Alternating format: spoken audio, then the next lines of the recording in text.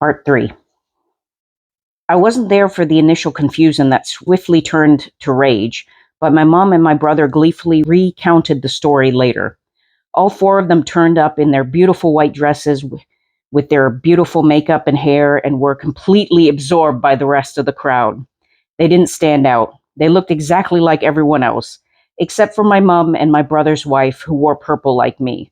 Oh, okay, her mom, so that's great. They weren't going to ruin my day by upstaging me. My hubby, who up to this point really didn't think they would do something so vile, turned to stone that day.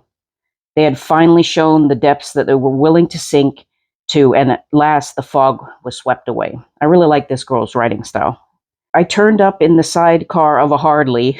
I did an experiment with riding in the dress, but it didn't end so well, and the shop had to make a few emergency repairs a week before.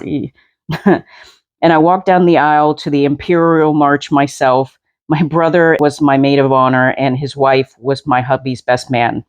Remember the priest? Well, he wasn't allowed to officiate outside of the church as a priest, so he was our MC.